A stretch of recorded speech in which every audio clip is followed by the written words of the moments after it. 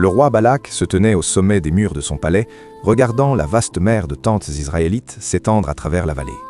Ses yeux étaient remplis de crainte alors qu'il observait la puissante nation en dessous. Ils avaient écrasé de puissantes armées et renversé des rois, et maintenant ils campaient à la frontière de Moab. S'ils avançaient, rien ne les arrêterait. Les messagers moabites chevauchaient à travers le désert avec des sacs d'or et d'argent. Leur mission était claire: retrouver Balaam, le prophète, redouté de toutes les nations, dont les bénédictions élevaient les gens et les malédictions apportaient la ruine. Balaam sortit de sa maison la nuit, la lumière des torches vacillant contre son visage marqué par les années. Les messagers se tenaient devant lui, les bras chargés d'or et d'argent. Leur voix douce lui demandait de maudire Israël pour le roi. Alors que Balaam était allongé dans son lit, la voix de Dieu lui parla, lui disant de ne pas aller avec les messagers et de ne pas maudire Israël, car ils étaient bénis. La présence divine remplit la pièce et une lumière douce éclaira l'espace. Les messagers retournèrent auprès du roi Balak, apportant le refus de Balaam. Le visage du roi s'assombrit de frustration et il réfléchissait déjà à sa prochaine stratégie. Le roi Balak envoya des messagers de rang supérieur, portant encore plus de richesses. Les messagers supplièrent Balaam de venir et de maudire Israël, lui promettant une richesse infinie.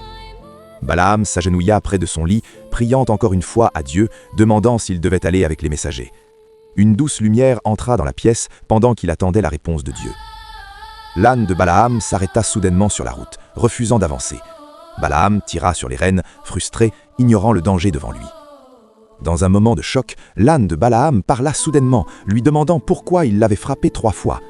Balaam resta figé, suspendu en plein mouvement, sa colère oubliée. Devant Balaam se tenait l'ange du Seigneur, l'épée tirée et rayonnant de lumière divine. Balaam tomba à genoux, terrifié par la puissance et la présence de l'ange. Balaam, tremblant et plein de remords, s'excusa auprès de l'ange, promettant de se retourner si son chemin déplaisait à Dieu. Le regard de l'ange resta inébranlable. Balaam chevauche vers Moab, sur son âne, la route s'étendant devant lui sous le soleil levant.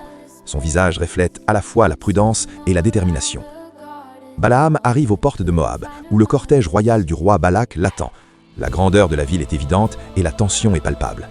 Le roi Balak offre à Balaam une richesse sans égale, lui demandant de maudire les Israélites. Balaam reste calme, sachant qu'il ne peut dire que ce que Dieu commande. Balaam se tient sur une haute colline, surplombant le camp israélite en bas. Au lieu de maudire, une bénédiction sort de sa bouche, surprenant le roi Balak.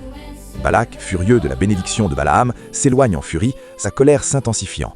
Il entraîne Balaam à un autre endroit pour essayer à nouveau.